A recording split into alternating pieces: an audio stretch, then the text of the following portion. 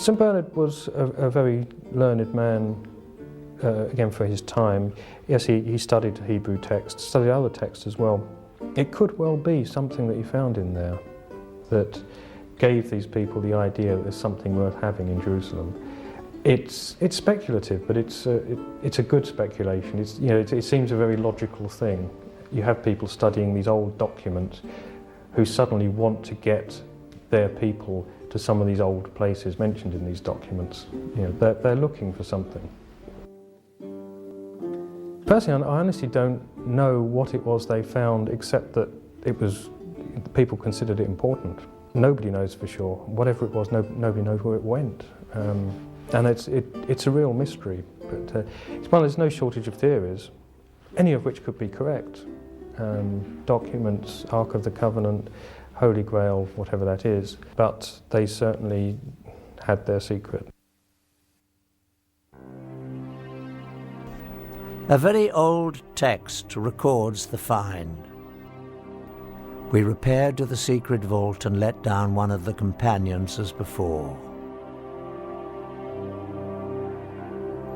The sun at this time was at its meridian height, the rays of which enabled him to discover a small box or chest standing on a pedestal curiously wrought and overlaid with gold.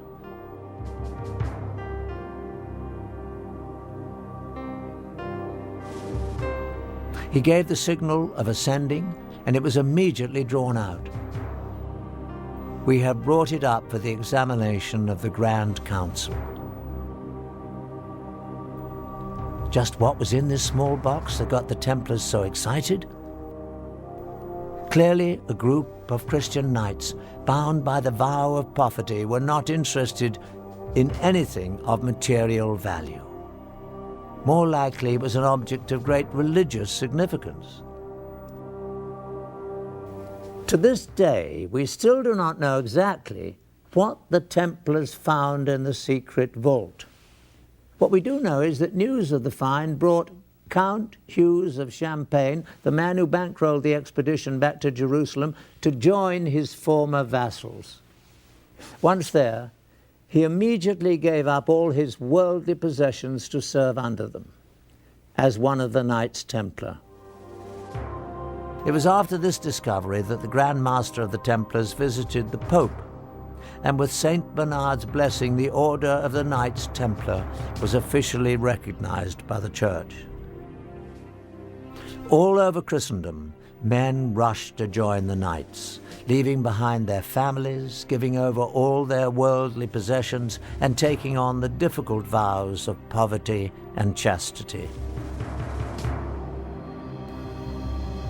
The vow of poverty actually is why they became wealthy, because anybody that joined the order, anyone that became a Templar Knight, had to give all their possessions to the order.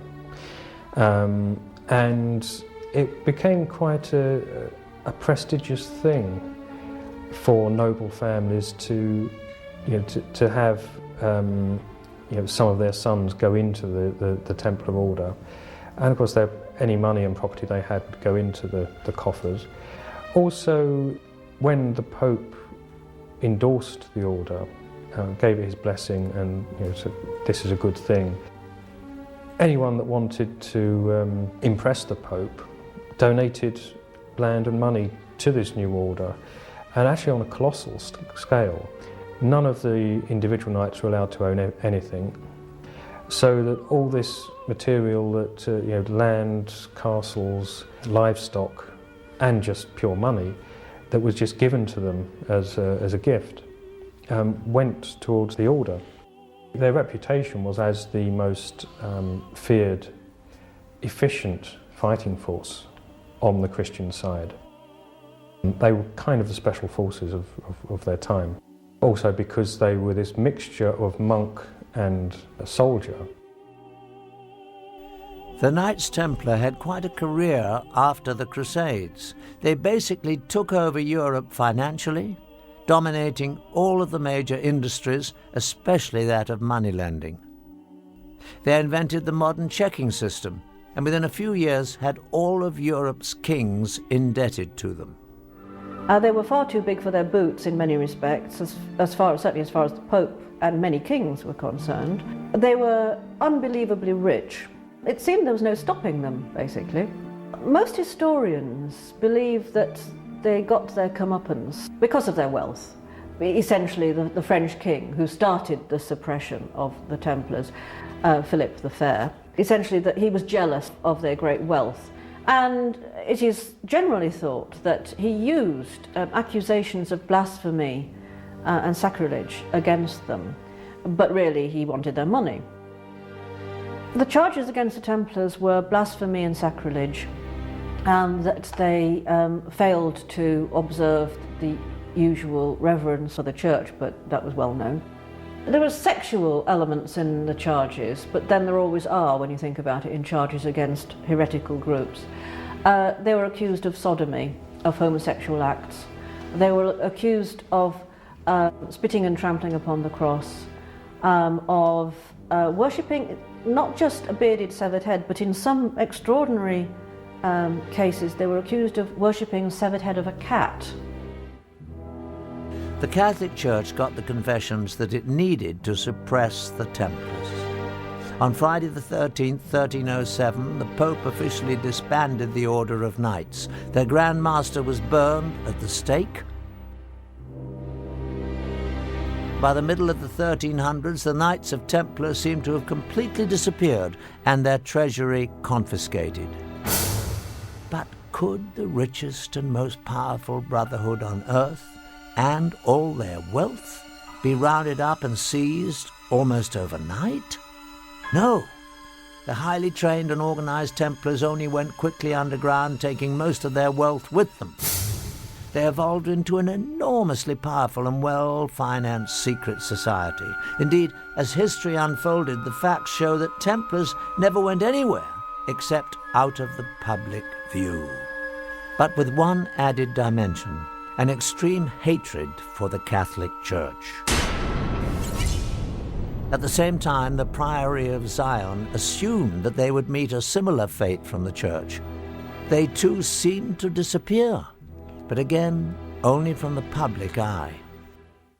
Over more than 400 years, from the 14th through the late 18th centuries, the Masons, Assassins, the Priory of Zion, and the Templars existed as relatively isolated secret societies with a limited reach, until on May the 1st, 1776, in Bavaria, the human race saw what might be its darkest day.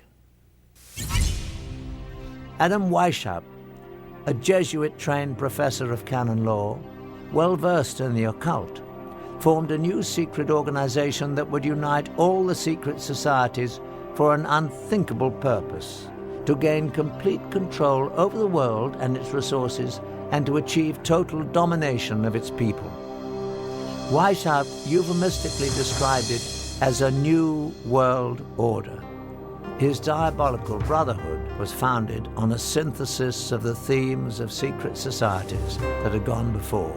He skillfully combined Masonic secret rituals and knowledge, the Assassins' Islamic mysticism, killing arts, and use of hashish, the Priory of Zion's influential membership, and the Templars' wealth, power, military science, and vendetta against the Catholic Church.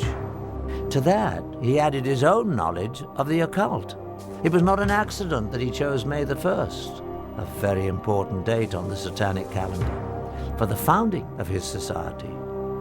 The group was called the Illuminati. The public translation was intellectually inspired.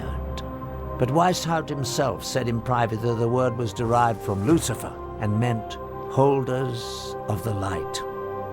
The official seal of the Brotherhood was a mystical, unfinished pyramid, and an eye above it with rays of light emanating in all directions.